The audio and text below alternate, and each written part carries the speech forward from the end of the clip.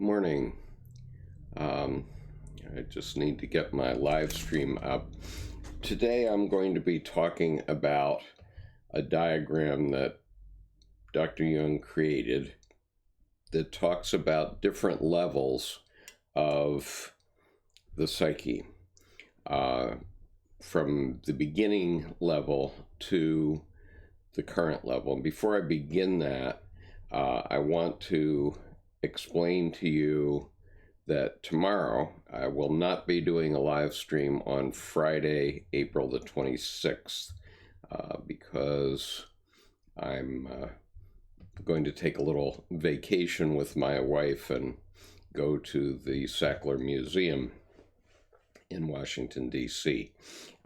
So the next live stream after today will be Saturday morning at 10 a.m. And so what I'm going to describe to you now is the human development that Dr. Jung tried to diagram in one of his books, in Aion.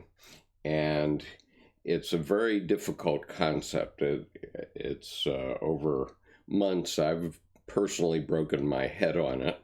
And Dr. Stein, in his book, Jung's Map of the Soul, an Introduction by Mary Stein, which is the basis of the BTS album, Map of the Soul Persona, he did take it up. And so he has all these diagrams in his book. And even though he did a simpler job of explaining it, I think I could explain it even better than that. Hello, Daniela. Thank you for joining me today. So it's not easy, but let's think of it this way. Probably, if you're watching this, you've probably seen that the human fetus, when it's developing, goes through various stages in the evolution of humanity. So at some stages, the fetus seems like a fish, and then it starts to seem like another creature, and finally it gets to the point where it's seeming like a human being. And so that the evolution of man in physical form takes place in the human fetus every single time. And except it's expedited, of course. Instead of it taking billions of years, it happens in 9 months in the human body. And so what this is a symbol. Again, these are symbols of the self, but think of them as different stages in human development. So if you look at the smaller pile of little diamonds on the right side, you see 4 stages. And so at the bottom stage is basically matter. Okay, so in order for you to develop as a person, you had to come from matter somehow.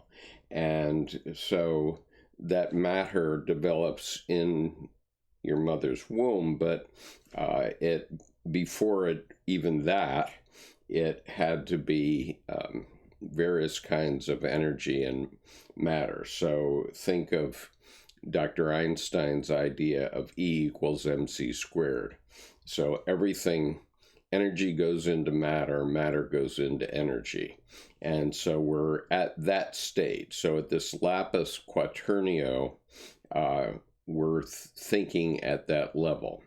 And I'm going to give you today this simplified explanation, because to get into the details would just confuse, I think, if you're into basic Jungian psychology. So first of all, I want to get you in the same room with me so that you can understand what we're talking about. And then gradually, by studying my many videos, there's over 925 of them, and Dr. Jung's written works and the works by his disciples, you will get more and more into it. And keep in mind, you have to be kind to yourself, because these things are extremely complicated. Every person's psyche is a universe unto itself, and every universe in a human psyche is different from every other one. And so it's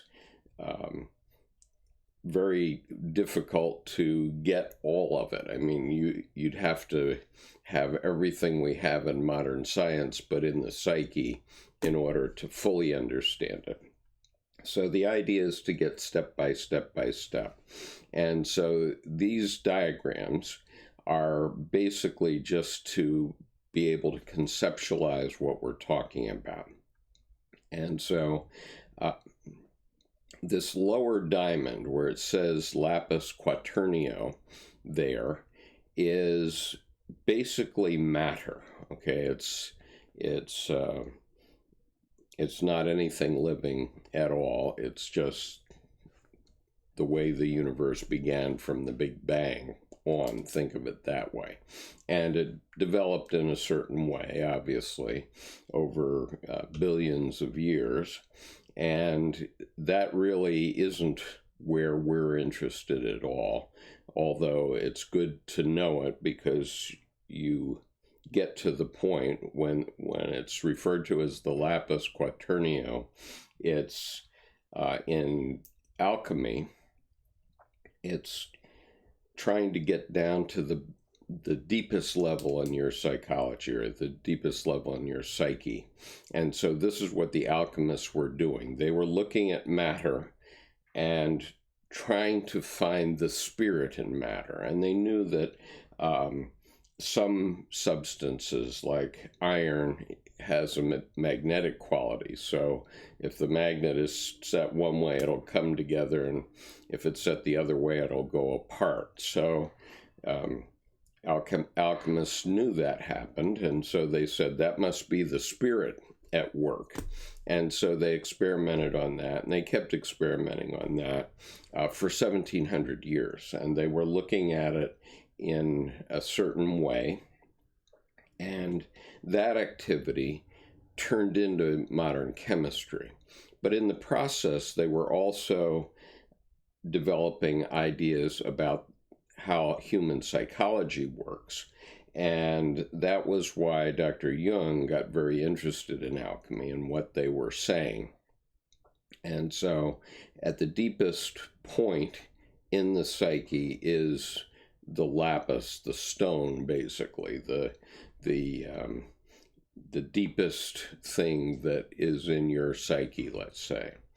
And then the second layer is the paradise quaternio. And so that's the second little diamond going up.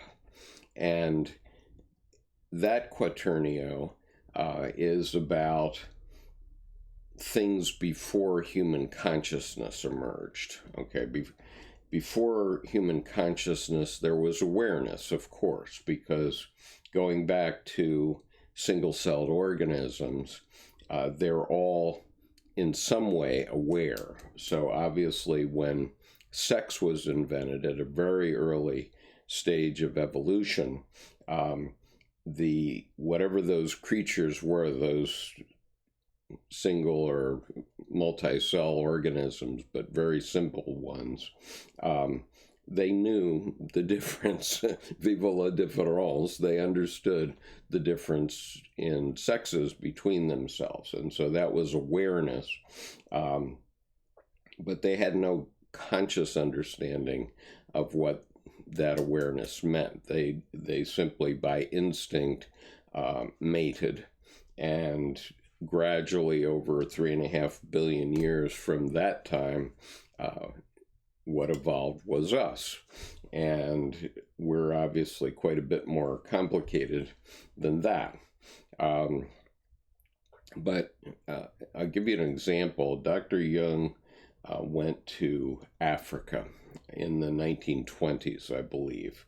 And it was very early days, but he was nearly 50 years old at that point. And so he knew a lot about psychology, and he was trying to understand the psychology of primitives. So he went into the field and lived with a primitive tribe in, I think, Uganda for 6 weeks. And while he was there, he went up on Mount Elgon, which is a mountain in the region where he was. So it may or may not have been Uganda. You can look on a map and figure out what it was, but it was Mount Elgon, Elgon. And so at one point in the morning, he left his party and just climbed up on the mountain. And so he was looking out over this beautiful African plain, and he could see herds of animals, all different kinds of animals, all doing their thing. Birds, animals, and, lions, and, whatever else might have been there. Springboks. Okay. And he realized that represented paradise, because in that place, nothing had really changed in millions of years. And God took millions of years to develop all of those different species. They all had awareness, and they all had instinct, but they didn't have consciousness as human beings have consciousness. And so they weren't conscious of whether they would live or die. They were, in that sense, immortal, as all lower creatures are, because they don't know that they will die. And because they don't know they will die, they also don't really know that they're alive, and what the meaning of the fact that they are alive has to do with anything. They simply operate on instinct. And then, the Bible talks about the Garden of Eden, and that's where this Paradise Quaternio is. And when we talk about quaternios, Dr. Jung is talking about the fact that numbers are an ordering principle in the universe. They too are in the psyche. There's no physical thing that says 1 + 1 is 2 out there that you can point to, but we can perceive the correctness and value of numbers just in our heads. And so the idea of quaternio is an order that comes up in the psyche at the very basic level. And we can talk about that at great length at some other point. This isn't going to be the point, but the point is that above the Paradise Quaternio, where there is no consciousness, is the shadow quaternio. And I want to just show it to you in the context of Dr. Stein's book. Here he's showing a line across between the Paradise Quaternio, which is here, and the shadow quaternio, which is here. And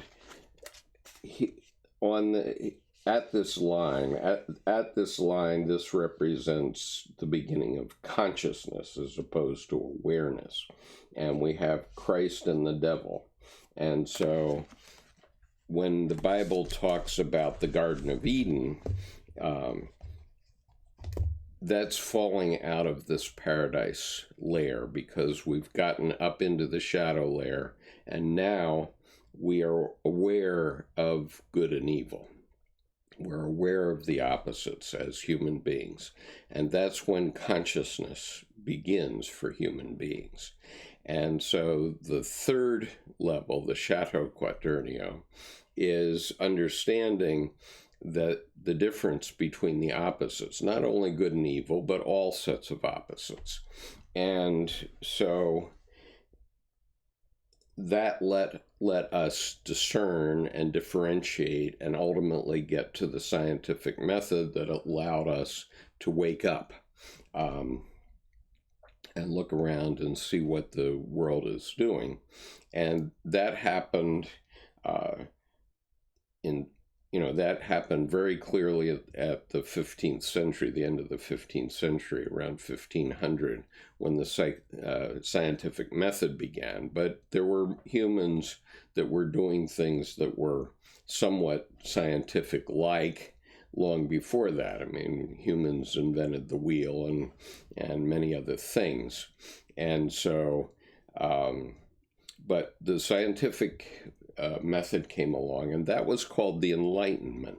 But the Enlightenment that they're talking about when they refer to that age as the Age of Enlightenment, what they mean is that we were able to start to put a rationality on what was happening in the world.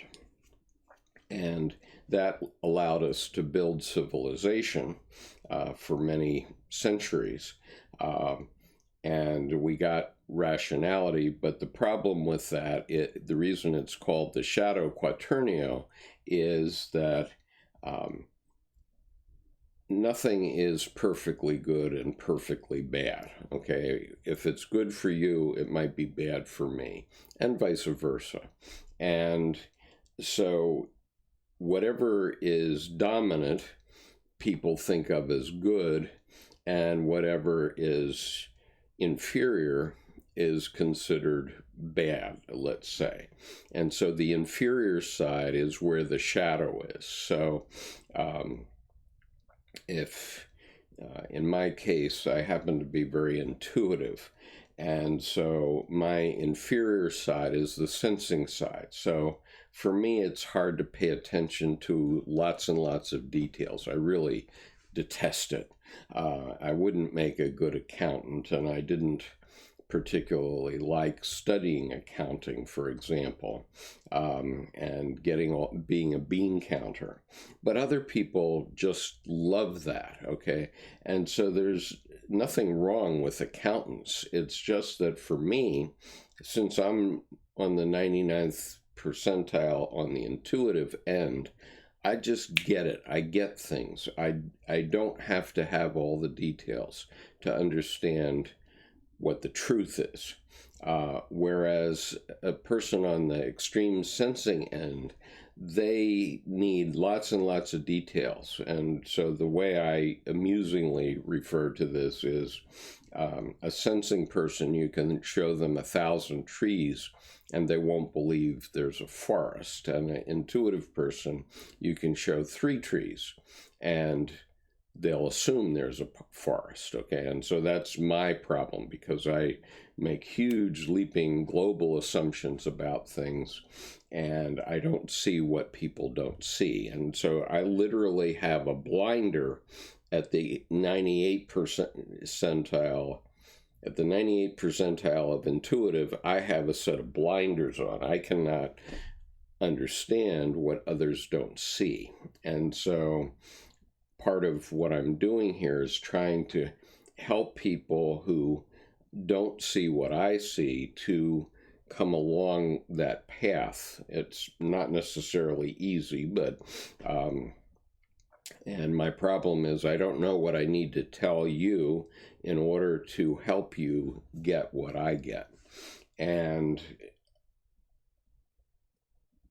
so all I can do is do my best and hope that you'll continue to tap away at various videos and so on until you start to come along and understand it. And mind you, I've been studying this material for 32 years, and I still feel very incompetent with it.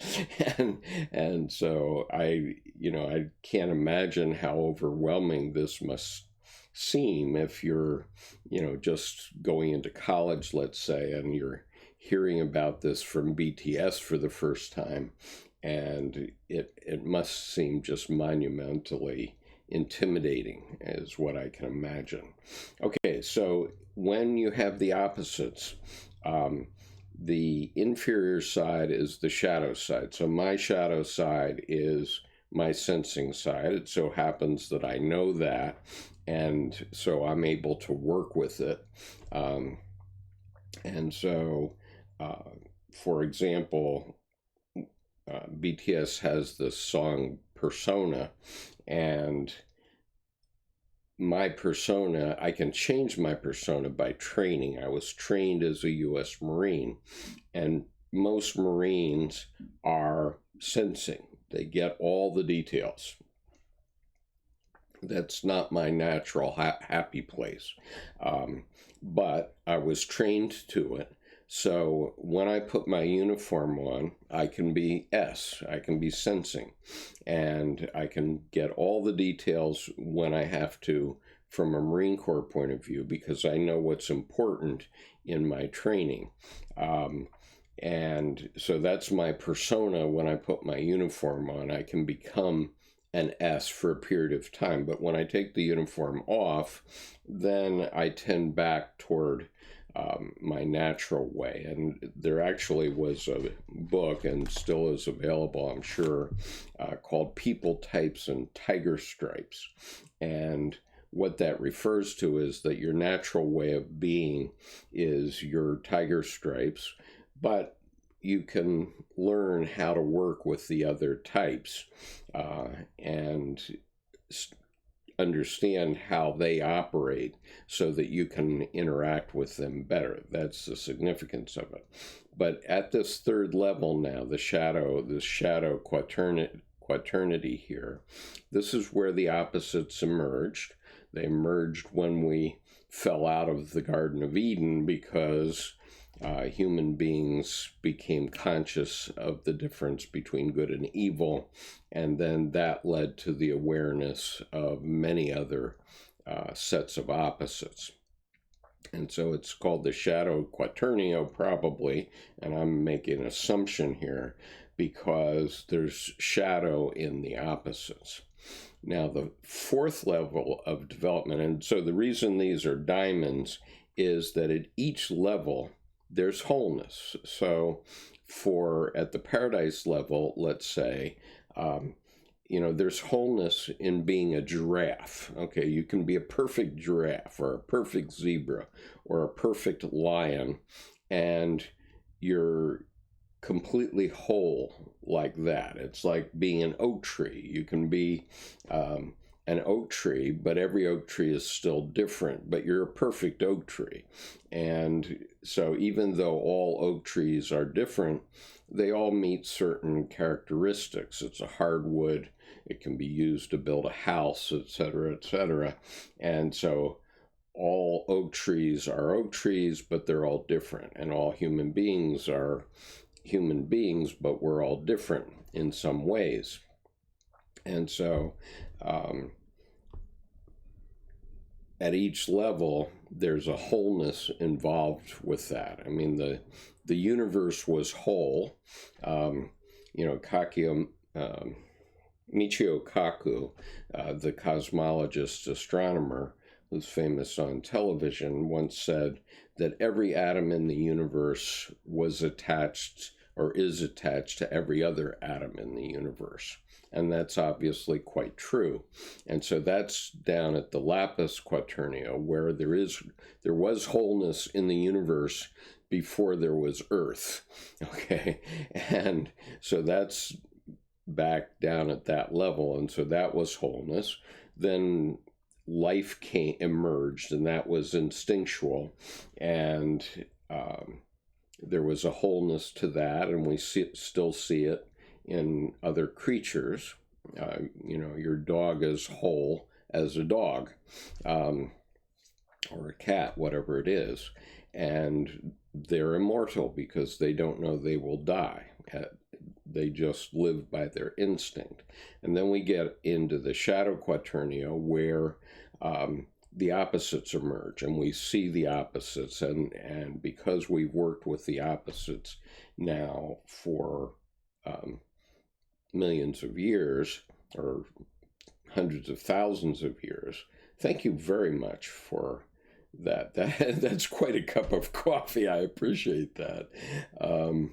And God bless you. And so I'll be happy to answer any question you might have, by the way, Berlioz. I appreciate it very much.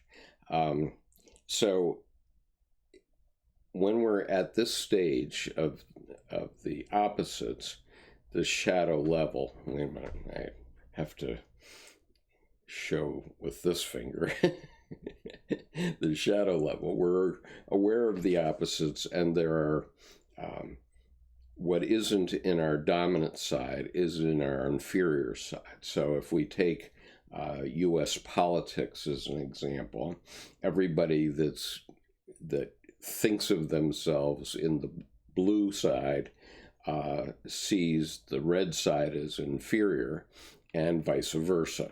Okay, and so the other side is the shadow side, and obviously these opposites clang together and they create all kinds of misery, and that's kind of the Game of Thrones level, where you can have tribal warfare, and you never know who's going to get to the throne, and you think, oh my God, they're in charge or not, whatever it is, and you're either happy or sad. Okay, so that's the shadow level. Okay, then we go to the top level, and that's the spiritual level. And here you see at the at the lower level, these little circles represent an individual at certain levels, okay? And so they connect because it's like the evolution of the psyche. So you see there's a lower Adam, a lower man, and by the way, Adam means man in Arabic, among other things. And so the ordinary man is the lower Adam, and the higher Adam up here would be a person like Christ, or like Moses, or like any other figure that has worked through all the issues of life, like the Buddha, like the prophet, peace be upon him.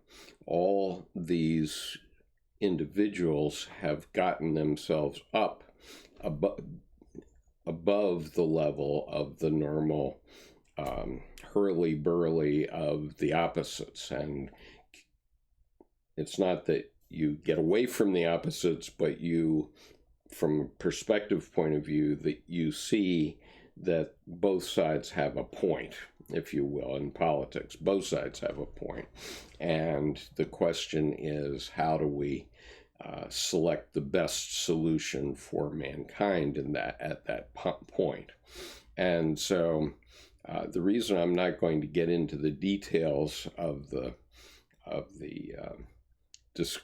this picture here, where Dr. Jung has the 4 points of the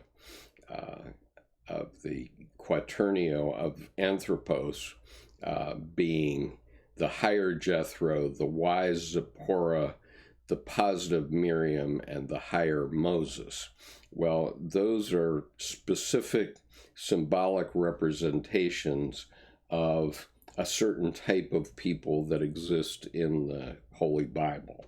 And in order to explain everything about that, I would have to study for a long time and pull out all the references in the Bible and try to help you understand what they are. But for the moment, I'm just trying to give you a conceptual idea. So at this level, at the Anthropos level, these are higher people. You can think of them as the hermit in the tarot deck. They're the wise woman, they're Hecate in mythology, and all the wisdom people, Gandalf and that sort of people, all those people are at this higher level of consciousness. So they're not out of the opposites, because the opposites are operating all around them, but they have a wisdom level that they can say, well, this is the way this should be, or is not. And so you can actually see in public life which people are still at the shadow level, where they're fighting very hard on the opposites, pushing against the opposite, and then the wisdom level people who are absolutely above the fray. They're not in this push thing. They're saying, okay, this is the time, and this is why this is the time, and that sort of thing. So there's these types of people are very evident. And one of the things that Barbara Hanna said, Barbara Hanna was a close follower of Dr. Jung's. I don't have her. Oh, here I do have it. Maybe I have this quote. And so,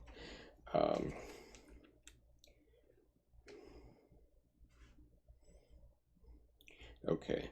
So I'm going to read to you a short quote from Lectures on Jung's Aion. And this is by Barbara Hanna, who was a biographer of Jung's, and she was very close to him for many years. And it's also by Marie-Louise von Franz, who was another woman that was very close to Dr. Jung. And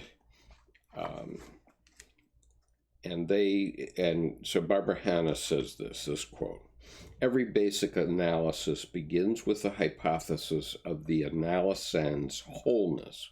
Okay, so it assumes that you are whole. This hypothesis is justified again and again so that the analyst learns that he can trust it. Each dream is a fact, an expression of this wholeness, and slowly one pours in the aqua of self-knowledge, the water of self-knowledge. The end result or goal is the vase. Vase is the cauldron in alchemy. It's the witch's brew, if you will. It can be the witch's brew, but anyway. The end result or goal is the vase of individual wholeness being filled with living consciousness. So you think of your psyche as being a cauldron, a place of being, and by bringing consciousness of your whole self into that vase, that container, then you're able to live a happier and a life with more wisdom. And so the Venom Ardennes could be called intensified spiritual life. That's what you get from this. The more unconscious people are, the more dull and boring their effect. But the nearer to individuation they come, the more exciting and wine-like their effect. One saw that marvelously with Jung. Just to be near him was life-giving, and practically everybody who knew him recognized that fact. And she says, it really follows the idea of the Logie, which Jung himself quoted so often. Man, if indeed thou knowest what thou doest, thou art blessed, but if thou knowest not, thou art cursed and a transgressor of the law. And so what is meant by that is that if you know what you're doing and you violate some rule or some law, then you're blessed. But if you don't know what you're doing, then you're violating the law. So I use as a good example of that, if you have a stop sign in a remote area, which I happen to have one near my house, and that you can see for about a half a mile to the left that there's nobody coming, and it's only a one-way road at that point, but you still have a stop sign. And so you pull up to the, and one other thing, this stop sign is on an exit from a high-speed superhighway.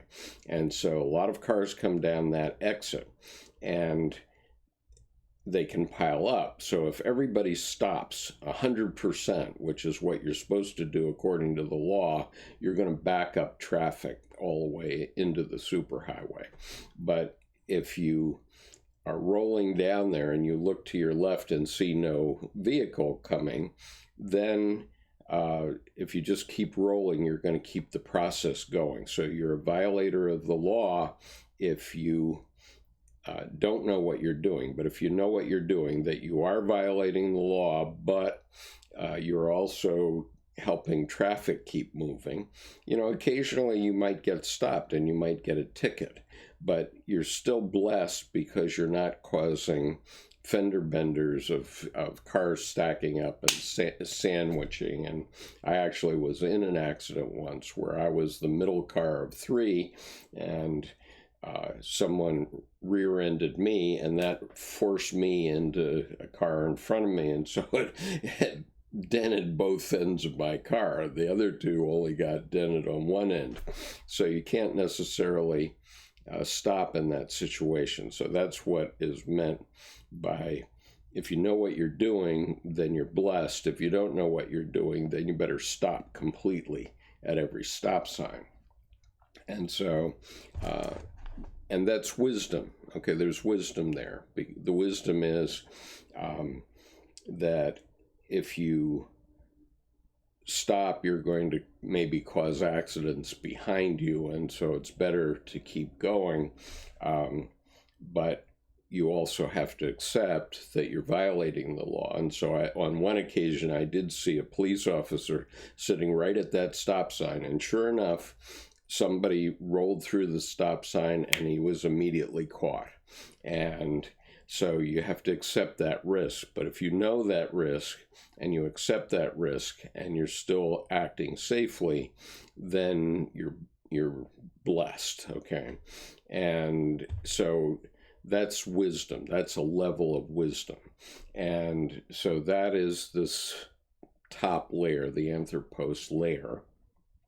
And as Barbara Hanna said, if you know people who have that wisdom, then just being in their presence is a kind of life-giving thing. It helps you to live your life and understand your life better. And so then I wanted to show you also the shadow quaternion, just for grins. Okay, so again, this is another one. Let's see. Okay. All right. So there's the shadow quaternio, and there you see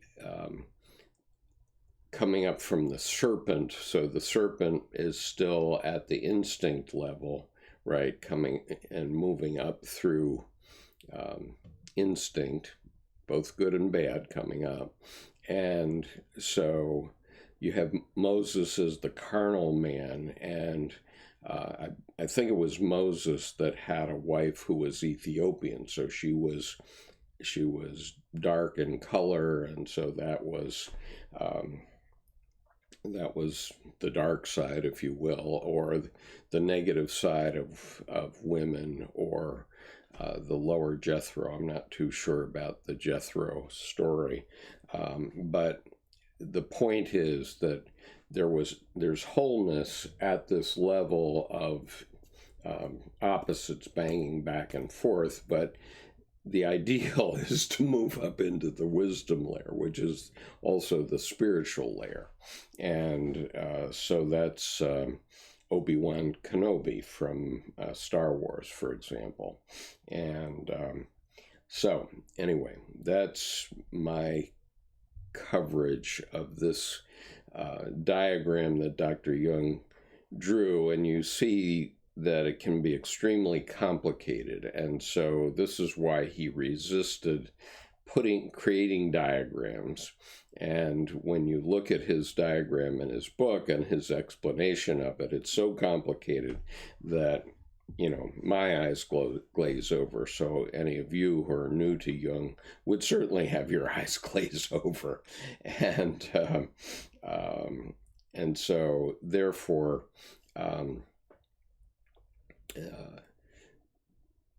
you have to be kind to yourself when you're reading Jung. Okay, it's not easy.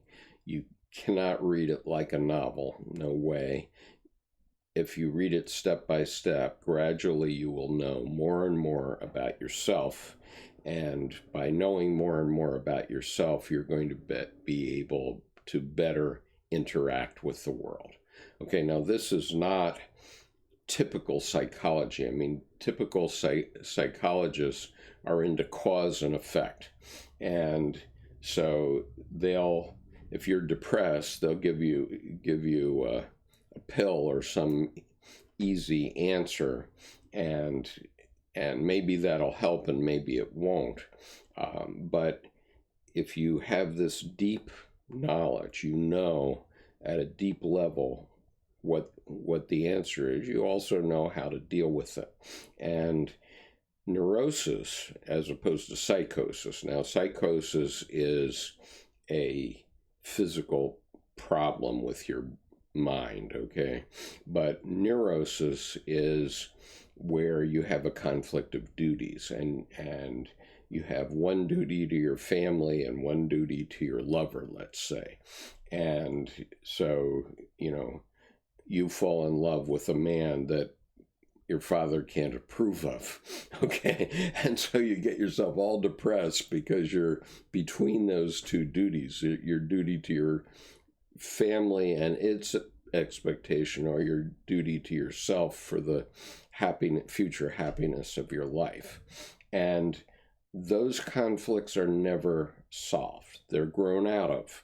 And so what happens is that you mature past the problem one way or another. And this can either take 5 minutes because you say, aha, that's it, I can grow out of that, or it can take years to really grok the problem at depth level, and then you can draw a corral around it. You can draw a circle around it in your psyche and push it over in the corner. It's never gone, but you say, oh yeah, that's the way I was back then, and then you have the experience of growing beyond it. And so, as Dr. Jung explained, typically a neurosis is never cured, it's only grown out of. So now let me look at your comments here. And I'm certainly very grateful for the super chat here, because this process of trying to work with the BTS Army has caused me to spend quite a lot of money on different types of equipment to speed up this process and make sure that I have proper stream health and so on. And so that's pushed me along, and it's pushed me into spending more time with this work. And like many people, I have run into problems. I've had really great days where I founded a company on my back porch with 2 other men, which 7 years later became a public company. And so what businessman, what MBA attorney, which is what I am, wouldn't be really happy with that achievement, which I was. In 2005, I was hugely happy. And then in 2008, I lost my life savings because of the financial crisis. And I had made an assumption that the investment bank Lehman Brothers was solid. It was 187 years old, and it was solid. And on September 15th, 2008, they filed bankruptcy. And when they did, the long-term effect of that was for me to lose everything. I lost my life savings and my home and everything. And so that can happen to you if you're not conscious enough about the way things are done in the world. And so I had to go through this Job archetype, which I've mentioned many times, where there's a contest, there's a defeat. That the contest is being a successful businessman, let's say, and the defeat is, oh, by the way, you're crushed. And then I had to go through a period of lamentation about that and of certain arm wrestling, because I tried to save my home by representing myself in foreclosure. And then I had to accept my defeat and move on. I had to reinvent myself.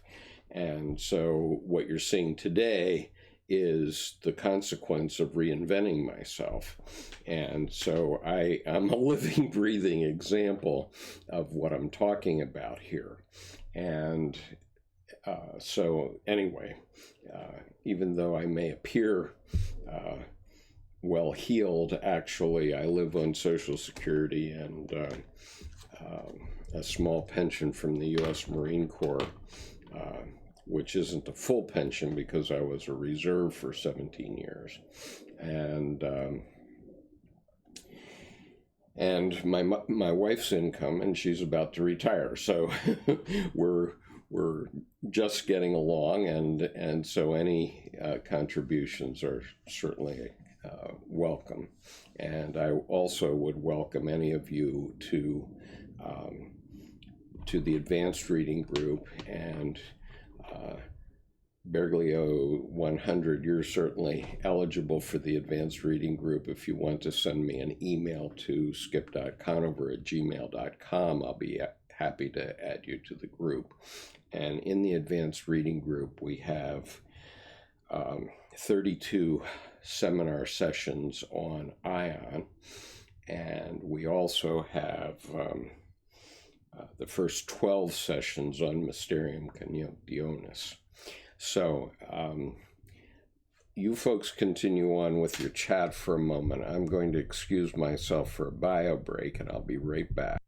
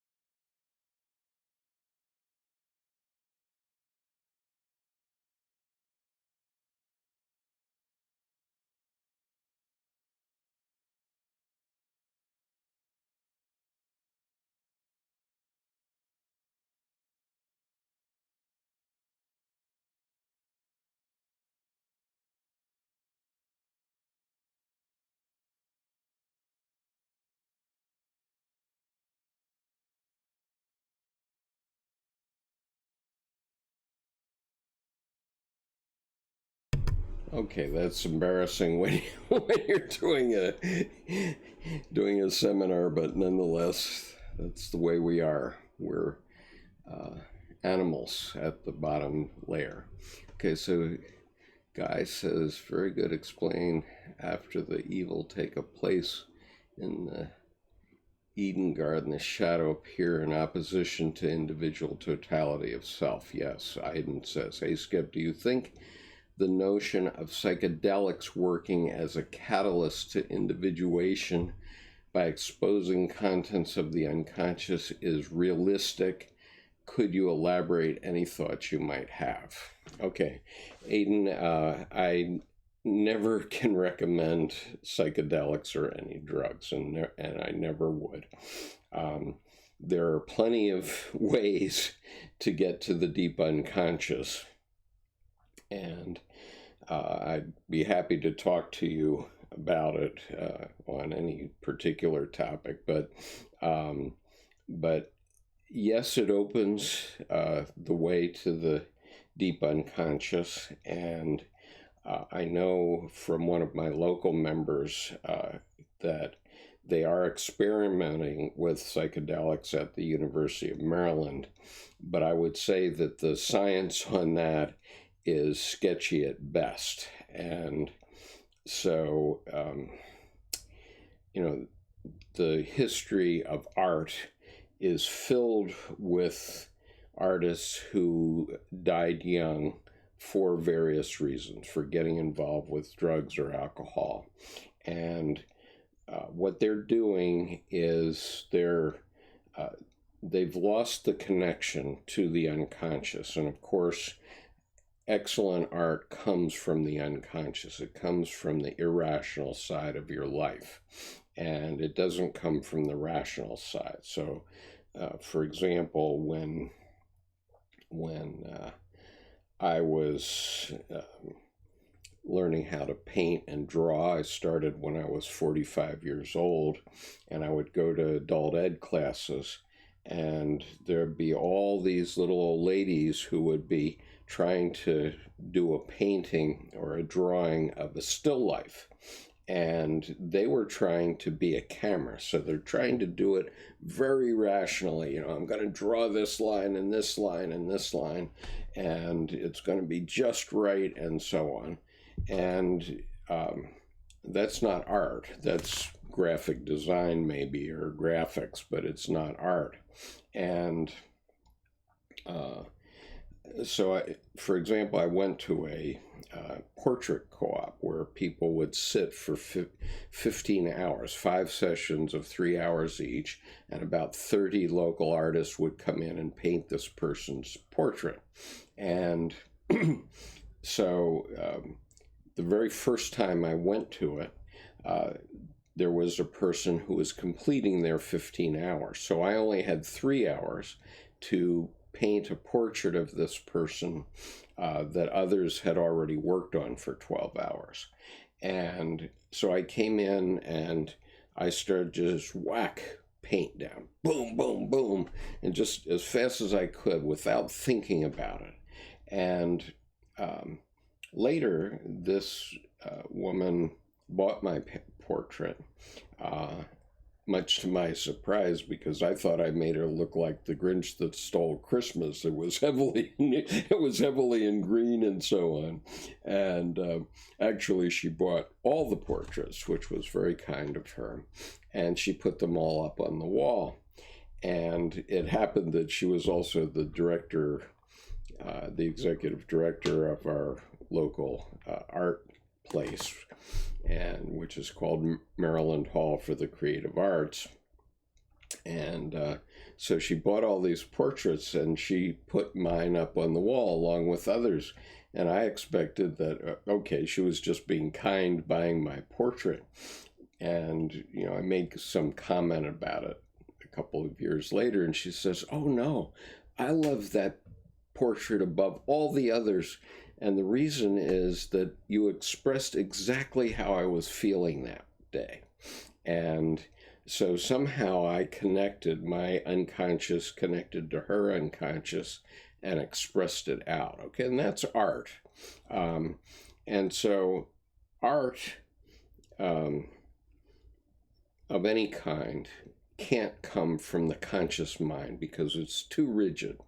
And so many artists try to get through to the unconscious layer by drugs or alcohol. And the problem is that their use of alcohol, let's say, or drugs, gets out of hand, and they, one way or another, kill themselves. And so it's not a good idea, okay, is what I would say. And it's better to understand that there are ways into the unconscious through meditation, through other tricks that you can use. Just a very simple example I would give is these adult coloring books. They're incredibly popular, and I was trying to understand why they were so popular. And one Christmas time, my wife gave me an adult coloring book, and it had some mandalas in it. And I'm saying, okay, well, I'll try this. And I had a 24 color set of pencils. And so what I decided to do is I'd look at a space on this mandala, and then I would just run my fingers across over the colored pencils until I let my unconscious tell me what color to use. So I just run them back and forth and then select. And I pick up that color and I'd fill in that space. And I did that for 1 hour, and suddenly I began to sob. Okay, and that's my message that says I've gotten through to myself. I've gotten through to my unconscious because I allowed my unconscious to tell me what should go in that space. And I'm not saying that the image that I worked on was beautiful. I don't have it anymore in any case.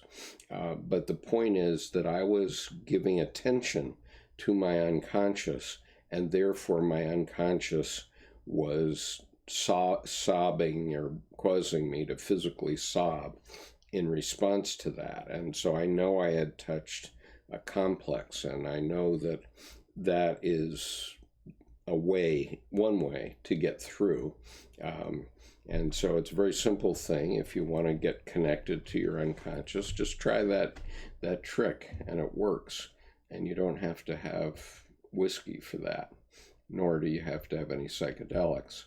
Okay, going back. Doc Max says, thanks for your work and passion with Jung, Pearl and World of Digital Distraction. Thank you.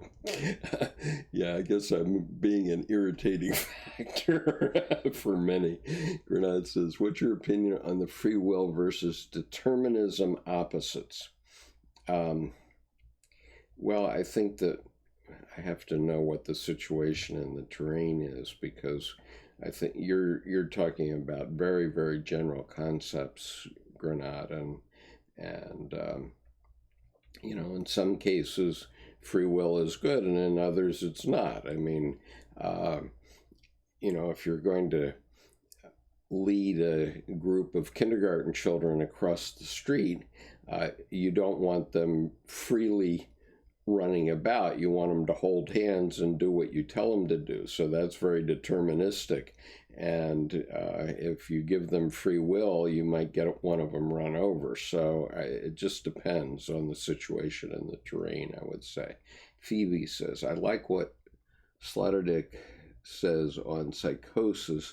He says about psychosis being the failure to change shells properly. That's a fair enough comment, obviously, and I'm not a mental health professional, so I'm not going to comment further on psychosis.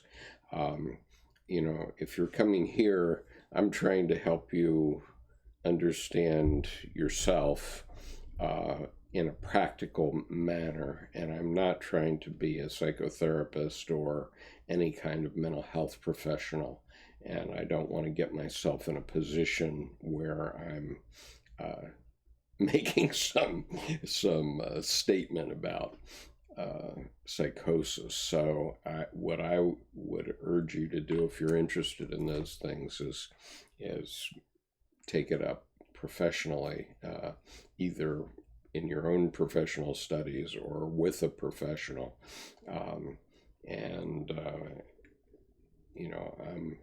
I'm just afraid that I would mislead somebody. I hope that some of the things I say people find useful in their own lives, and that's sort of below the level of mental health professional work. It's more on the level of conversation, and maybe of some wisdom, or maybe between us we can develop some wisdom, because more minds might help to do that. But I really don't want to get into mental health professionals' specific ideas about it, and I apologize for that. But I can really relate to your transformations. I'm only 36, but transformations what my life is all about, having to reinvent myself after my fiance died of a brain aneurysm a week after my 21st. Well, that's tragic, and tragic things do happen in the human species. And, that's obviously a defeat in the Job archetype context. That's a defeat, and I'm sure that you lamented on that for a long time. But then we have to move on with life, and that's what we're built for. Clarissa Pinkola Estes says, and she's the author of Women Who Run with the Wolves, one of her statements that doesn't relate to Women Who Run with the Wolves is she wrote an essay called Great Ships, and it's a very powerful essay. I can't tell you the whole of it right here, but I think you can find it online. Just put in quotation marks, Great Ships, and then Clarissa Pinkola Estes, and I think you'll find it on PDF. But her point is that, great ships standing at the dock are great, and they're safe, but that's not what great ships are built for. Sorry.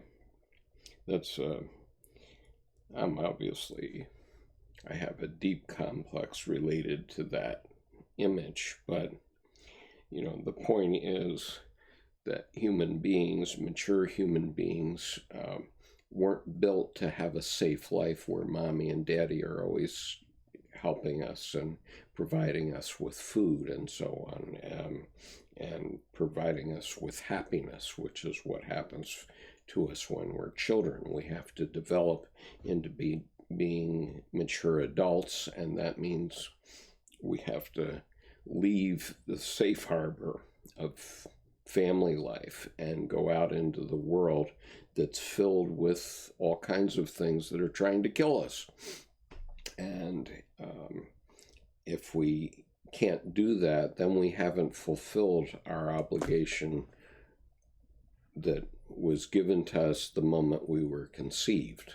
Okay, the moment we were conceived, we had an obligation to make a contribution to this grand experience that we're all having in life. And if we're not going to fulfill that, then we probably things are not right with us. And so we have to understand that we have to develop to a mature level that can accept all the slings and arrows of life, however bad they are. I had a law school professor who was a practicing lawyer in Vienna. He was a Jew, and he was a practicing lawyer in Vienna before World War II. And he managed to get out of Vienna and to the United States before the war began, knowing that things were going to get bad. But he left his diplomas in Vienna. And when the war started, there was no access to his diplomas. So when he got to the United States, he had to go to law school again. Well, of course, he had to learn English, but he had to go to law school again and get an American law degree because he couldn't prove that he had a law degree in Vienna. And he couldn't be admitted to the New York bar until he could prove that he had a law degree. So he literally had to go a second time to law school. And when I knew him in the early 1970s, he was my professor of civil procedure in my law school. And so he knew everything about civil procedure because he had studied it twice in two different systems. So he was a pretty smart guy. But, bad things happen to good people, and we have to be conscious of the fact that, okay, it's fine to have, we have to have these defeats. We make mistakes. Something happens. He made a mistake. He didn't bring his diplomas with him when he escaped Vienna. but who can worry about that when you're running for your life, right? But what we need to know is that there's a process going on constantly, and the process is trying to defeat us one way or another. And so if we experience a defeat, then it's normal to go and be sad about that, lament about that, and so on. But after we lament for a sufficient period of time, whether it's for a day, a week, a month, or 10 years, ultimately then we have to reinvent ourselves and go on. And it doesn't mean that we're going to do the same thing. I mean, that's what the voice does for singers, which is, you're either defeated on the voice, and then you realize that you weren't meant to be a rock star, or you say, well, I'm not going to be defeated by this. I'm going to study music and work harder. And one of the things that really impresses me about the judges on The Voice is how knowledgeable they are about music. And probably many of them have been to music school and have studied the ins and outs of music. I mean, it's not as simple as I'm going to pick up a guitar and now I'm going to become a rock star. It's not like that. Okay, in order to make phenomenal music, you have to really, really understand, the science of music, if you will, and you have to understand a lot of things. So when BTS is so successful, they understand archetype. They understand lots of details about choreography and songwriting and imagery and archetypal imagery. All sorts of details are there. You can't just go out in the street and practice a few dance moves and become a famous group like BTS. It just doesn't work that way. So anyway, I wish you very so anyway, transformations are always happening to us through life, and this is one of the fundamental things that Dr. Jung talked about throughout his work. And his watershed book on that was also the book that caused him to separate from Dr. Freud, which was originally called Psychology of the Unconscious. It was rewritten or edited dramatically 40 years later, and it became Symbols of Transformation. And it's volume 5 of the collected works of C.G. Jung. And so you might want to read that, because that talks about transitions and transformations.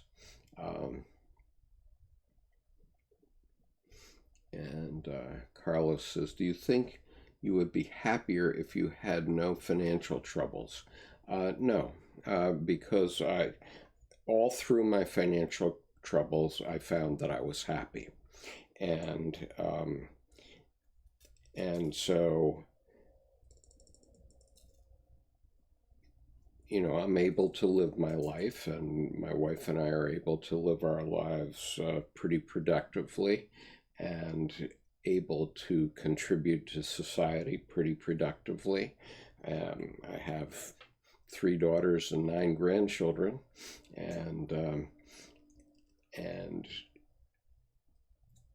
everything is going well for all of those folks in my family. And I have a mother-in-law who's 88 years old. She's 88, and she is still able to live alone, but we've moved into a building so that our apartment is quite near to hers. And so, many things in my life do work perfectly and perfectly well. And so I'm happy because I understand this process of the Job archetype, and so I understand how when I had disappointments coming through my life, how I was able to naturally, I didn't know a lot of this stuff when a lot of the things that went wrong in my life happened. It's, when I started college, I thought that I would be some sort of genius student because I was a member of the National Art Honor Society, so I was smart enough to get into a good college. But when I got to college, like the second week, I realized that everybody had been in the National Honor Society. So my competition was way higher than it had been in high school. And then 2 months later at a Thanksgiving vacation on November 25th, 1964, November 25th, 1964. I was in a automobile going with friends to Washington for the Thanksgiving holiday, and we were in an accident, and a boy who was sitting in the back seat with me, two over, I was on the left, he was on the right, he died. He was killed in the accident, and that really knocked me for a loop. I mean, that was a huge defeat, and a number of other things happened at that time, but the result was that at the end of my semester, I had 4 Ds and a C. I didn't fail any course, but I had 4 Ds and a C, and I was put on academic probation. And that was a huge defeat and shock to my ego, fortunately. And my parents weren't available. My parents were in Japan, and unlike today when we have instant communication around the world, in those days you could only communicate by letters, and so I didn't have my parents to support me during this very tragic period, and but I did have a professor who stepped in as a kind of person in loco parentis, and pulled me out of it and got me to focus on my studies and got me off of academic probation. But you can have terrible things happen to you throughout life, and knowing about the Job archetype and how you have to go to the next level when these things happen is really, really valuable, it seems to me. And so so money won't make you happy. Let me show you something. I often show it, but I think some of you may not have seen it. So here's a yacht that pulled up in the marina next to my house, and you see that it's called Never Enough. And the reason it's never enough is because if your God is materialism, you're never going to reach a happy state. And so you see this yacht owner is represented by the absence of the yacht owner from the yacht. So Never Enough says he's not happy with that 63-foot motor yacht, and he is and he can never get enough. And if we look at our president, who has gotten every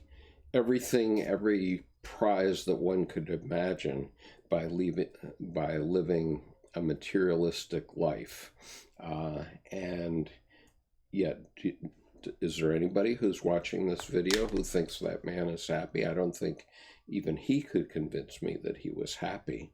And so money is not a source of happiness, in my view anyway. And so Phoebe says, not only lost the love of my life, but our home, our business, and pets and friends. It's about consciously facing it, I believe. Yes, I agree with that entirely. And my mother-in-law lived through the Great Depression, and, she still lives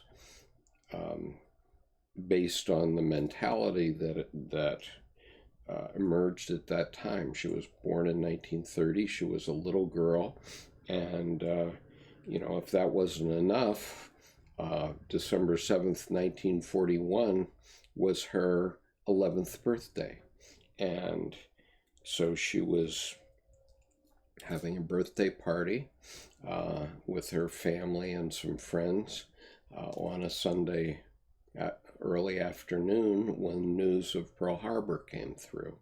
And so the World War II wasn't even over until she was 15. And so, talk about having your life just knocked over. We see these sorts of things happening to somebody all the time. It's a daily feature of the news. Last week we lost Notre Dame, and more than 300 people lost their lives in Sri Lanka. And so we have to know that we're vulnerable, and that we have to have the strength to face whatever comes up. And so the good news is that when you go through the Job archetype cycle, contest, defeat, lamentation, and rebirth, it makes you strong. It makes your ego stronger. And when your ego is stronger, then you're that much more able to handle the slings and arrows of life, and at least in my opinion. And so, I'm reminded of a song in the show Music Man, where the Music Man is singing about Marion the librarian, and he sings, one of his lines is, "The sadder but wiser girl is the girl for me." And there's a lot to that. I mean, everybody's going to be sadder about something in their lives, one way or another, but you're going to be sadder but wiser. And that's where this wisdom comes from that Barbara Hanna talks about with Dr. Jung, and just being near him or reading his books is life-giving. And that's the way, that's kind of the way I see it, because anytime I'm troubled by something, and it happens, I just pick up anything of Dr. Jung's and start reading it, and somehow that allows me to balance my psyche. And so we can be sadder about something that happens to us, but we can be wiser too. Nancy says, "Luna, I hear you and have had events not unlike yours, and so have we all in one way or another. I mean, it just happens. That's the way life is. To me, life is about active conscious transformation." Great. That's you would probably make a great analyst or psychotherapist. And Phoebe says she agrees with about life coming from the unconscious. And I started pain at 25 after enduring major life crisis. And it's a great thing to do. It's, paint or write or whatever it is. And you can often get a flow going that ultimately will guide you to where you want to be. It doesn't mean that you'll end up as a writer, but it will open up the communication between your conscious and your unconscious, and that's what you want.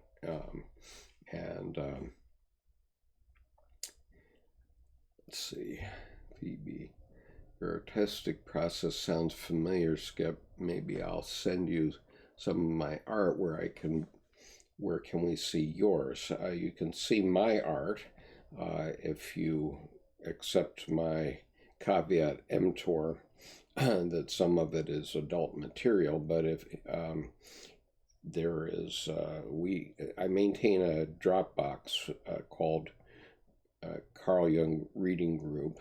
And if you're not a member of our Dropbox, you can write to me at skip.conover@gmail.com, and I will be happy to add you to our Dropbox. Then if you go in that Dropbox, you will find many treasures, okay? And one of those, anyway, my material is there. Both my 4 books are there, and several examples of my art are there. And the reason I'm reticent about the content is that some of the things there, I mean, both my novel and some of my paintings do reflect my shadow. And I can explain that to you now. And so, but, you know, if you're going to be offended by adult material, you shouldn't look at those things. But if you're interested, it's free to use, and just write to me at skip.conover@gmail.com, and I will add you to that Dropbox. It contains many treasures way beyond anything that I ever did. And I don't talk about its contents on video, but once you go there, you will see what I'm talking about. And Phoebe, also, I am very interested in interviewing artists. I've already done one of Vincent Kennedy. If you go into the playlist called Interviews, you'll see that one of the early ones was by an abstract artist named Vincent Kennedy from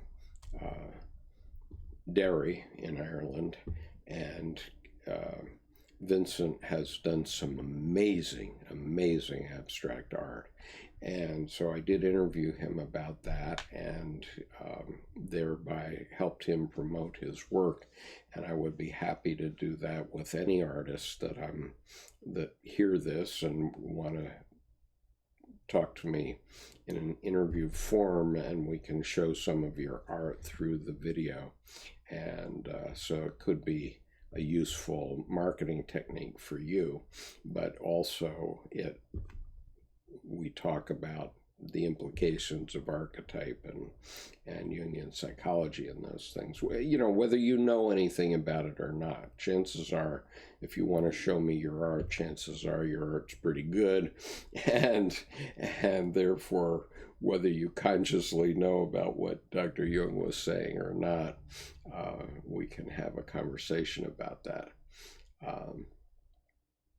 And she says, the best art comes from facing and alchemizing your own pain, believe me. And I agree entirely with that. And Grenade says, Jung and Freud were opposites. Yes, in many ways they were. I mean, Freud was a materialist, and he didn't understand the religious function at all. And so, I mean, I'm not going to go into it any further than that at this point.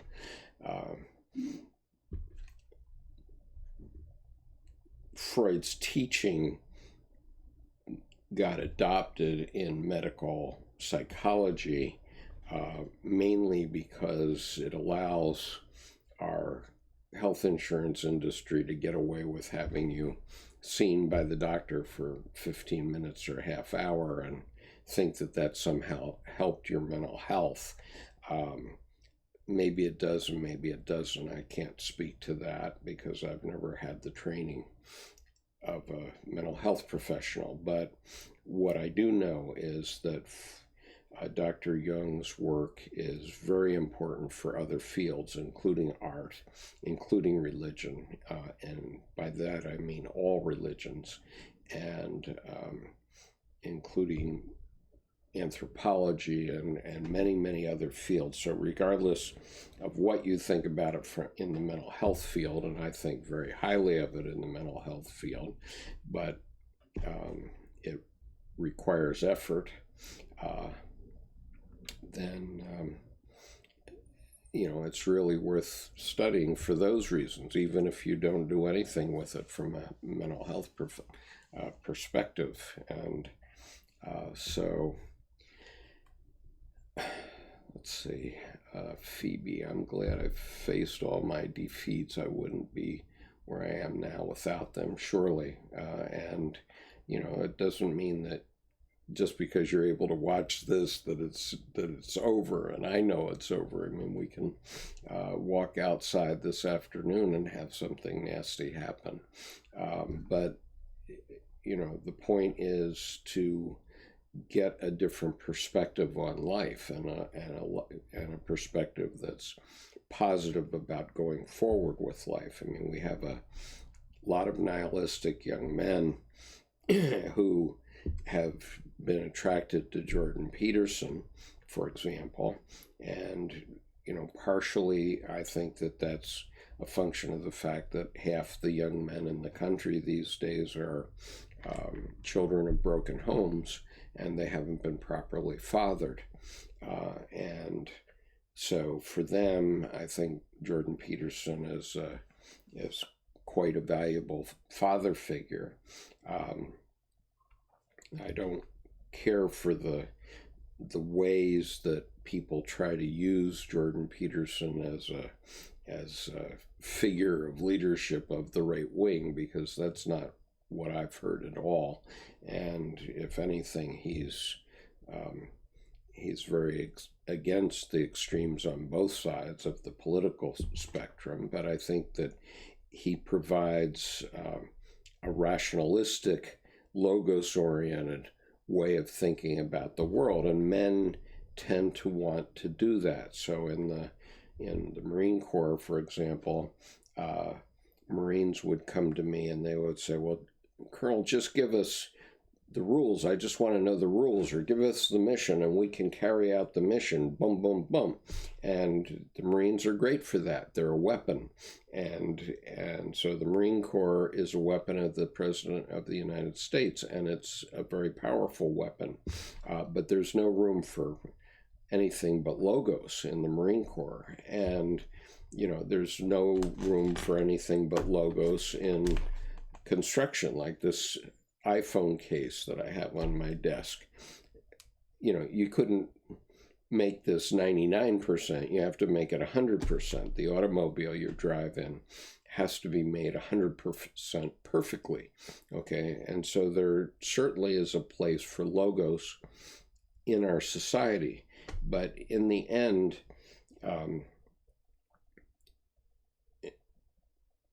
you have to put life into it. The logos doesn't put life into anything. If you have a Holy Bible in your house,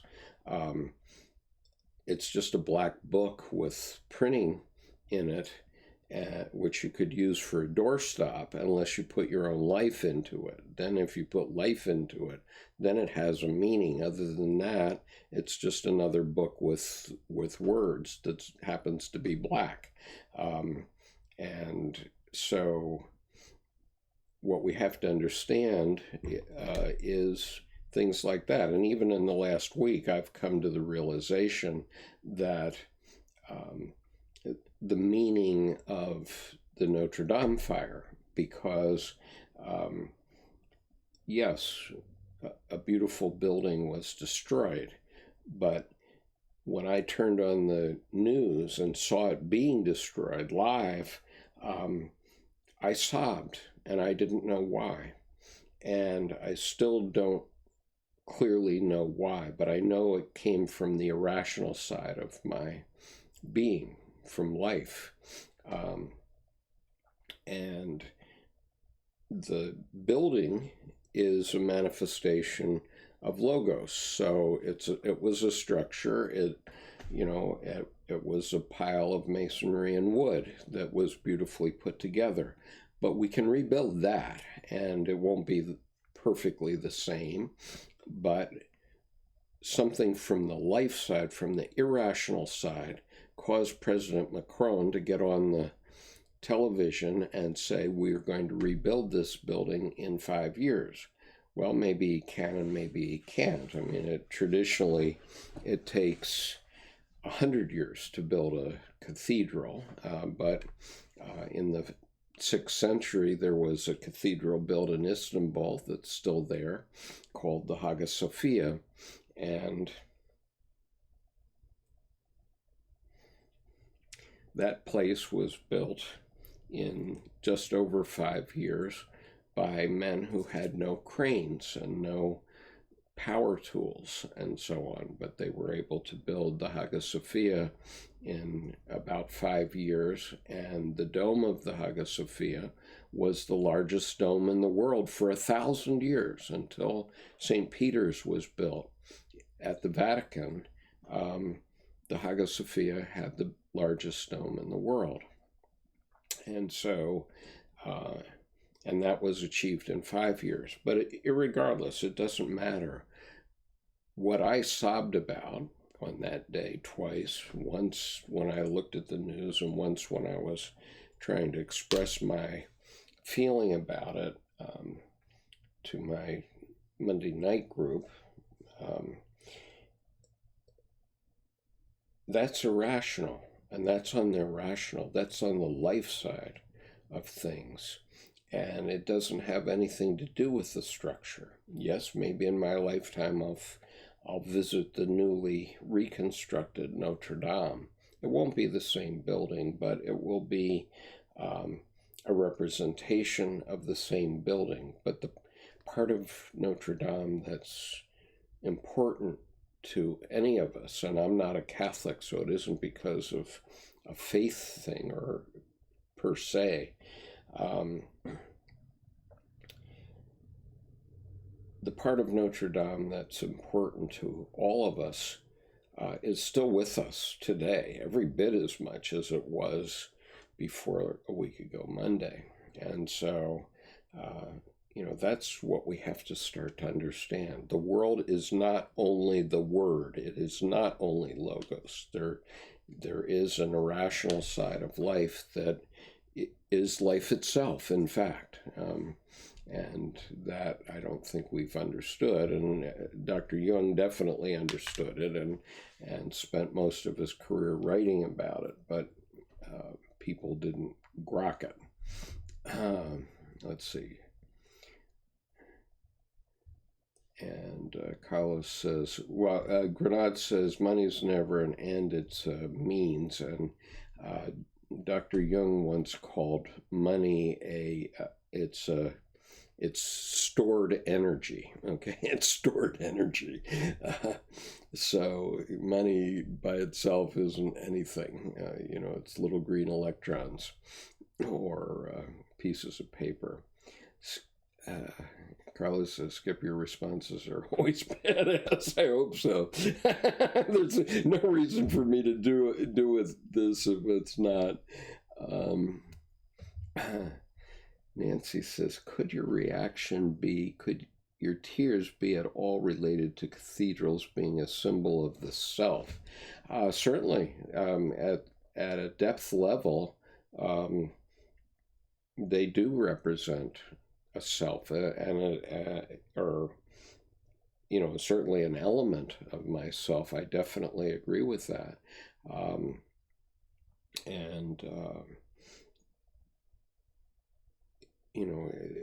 I could sit here and write out 100 reasons why myself was injured by the loss of Notre Dame. On 9/11, I did not have that same reaction. I did a few days later, I think 3 days after 9/11, when we had a memorial service at one of our local churches. I remember sobbing on that occasion, but when watching the events of 9/11, it did not affect me the way this did. And so, Notre Dame is significant in Dr. Jung's work because he talked about it many times, and especially about the enthronement of Des Raisons during the French Revolution, when the goddess of reason was enthroned in Notre Dame, and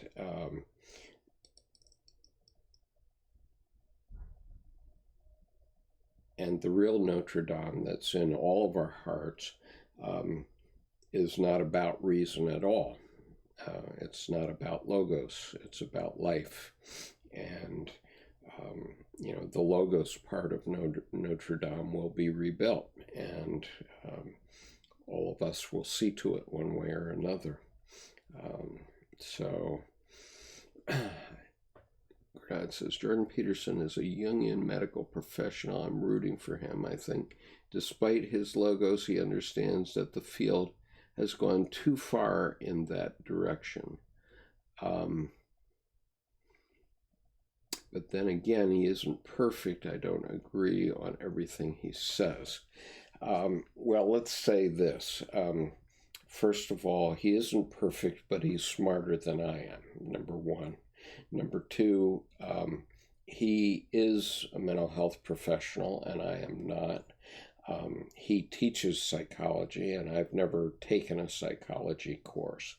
And so anything that I would say about Jordan Peterson has to be sort of superficial in some ways, because, if I read Maps of Meaning, it's incredibly densely packed, and it would be great to study it with him during a semester or 2 semester long course, but just reading it in one go, as I did, I read it in audible.com, it's just too densely packed, and I just bounce off of it in the same sense that he talks about people bouncing off Jung's work. So there's a lot there, okay? There's a lot of substance there.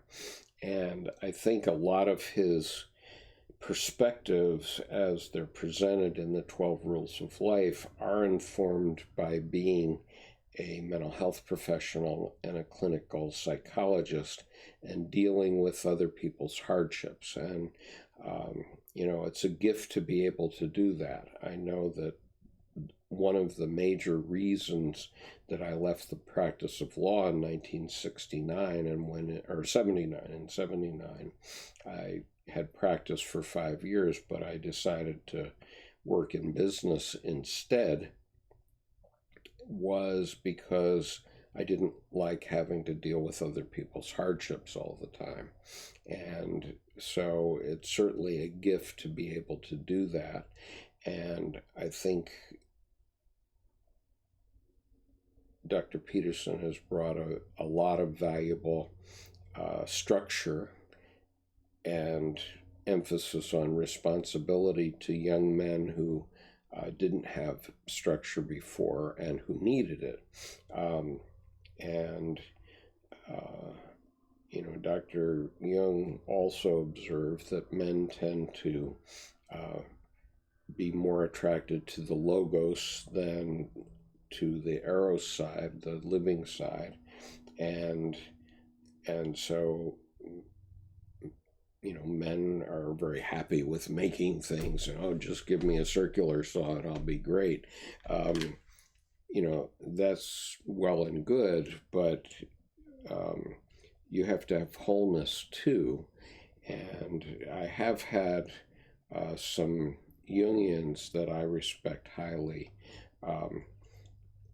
say that they're very happy with what I'm doing because they think that Jordan Peterson's approach is superficial about Jung's work. Now, what I would say is that Jordan Peterson is a professor of psychology, and as such, he is, in some sense, obliged to talk about all philosophers and about the development of philosophy from early ages to now.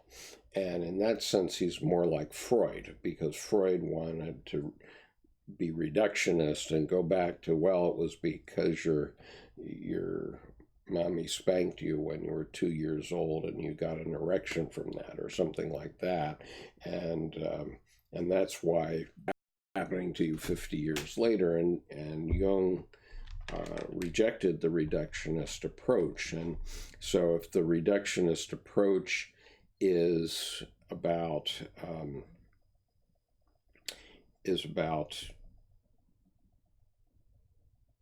giving you all of the development of Kant's thinking, as an example, or Schopenhauer, or Goethe, or whoever it is, you know, we've developed beyond that. And this is Jung's point, too, that a person, because they have a problem now, it's not necessarily because of something that happened to them 50 years earlier.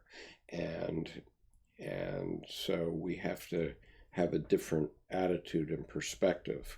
And so to the extent that a professor of psychology is obliged to go back and do that reductionist approach to how psychology got developed, it's kind of seems like a kind of a waste of time, at least to me, because for me, I'm thinking about that, Jung represents the summation of all those people. And so I don't have to go back and study all them and work out what their lives meant. And Jung goes back and basically in psychology and alchemy is basically the history of the human consciousness. And there are other authors that have written like that. And so the fact that he's done it means I don't have to, because he's giving me where I need to be going forward, so I can look forward. I don't have to look backward.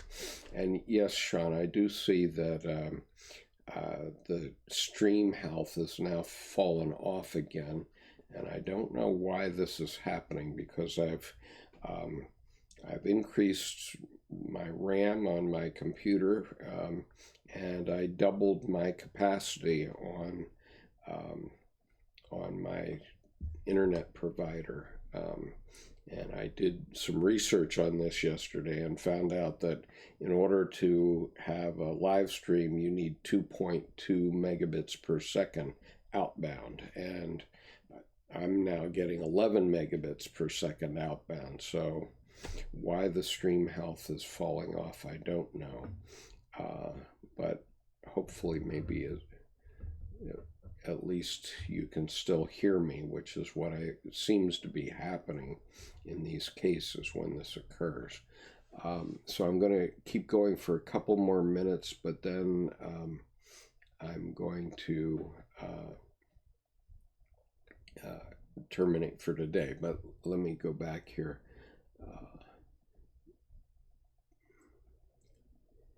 Nancy Lee, I'm sorry, Sean.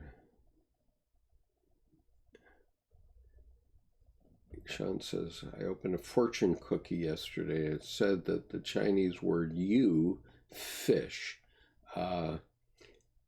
Pretty odd fortune. Yeah. I could tell you a lot of things in Chinese because I studied it. And so I'll say something. If you happen to understand Chinese, you will know. Tian bu pa, di bu pa, jiu pa yang ci shuo guan hua. And that means don't fear heaven, don't fear hell, only fear foreigners who speak Mandarin. And Carlos says, very humble response to Jordan Peterson. We stand on the shoulders of giants. We do stand on the shoulders of giants. And, I couldn't no sooner do anything like what he's doing than the man in the moon. But I think I have my place. And let's see. And I'm wondering, could it be because the last statement he made about censorship? I don't know. Denalis says, sorry, what statement? Okay, so I don't know But it seems that after a period of time, and this live stream has now been going for an hour and 45 minutes, so it may be that YouTube is simply interdicting my live streams when they get this long. Nancy says, your fortune cookie is interesting. Wonder what your associations are to the words. Reminds me, Sean, of another Chinese sentence that I invented one time, which is wo yo yo yo yo yo yo yo. And that literally means I have both milk and cheese, but you have to have the context. I mean, even if a first language Mandarin speaker were to hear me say that, without it being in context, they wouldn't have any clue what I said. But anyway, that's the way it is. It depends on your associations. Okay, so I think I'll wrap up for today. I am going to take tomorrow off. And so the next live stream will be on Saturday morning at 10 a.m. And thank you for joining me today. I'll look forward to seeing you another time. And I'm sorry about this live stream health. But anyway, moving on. You're quite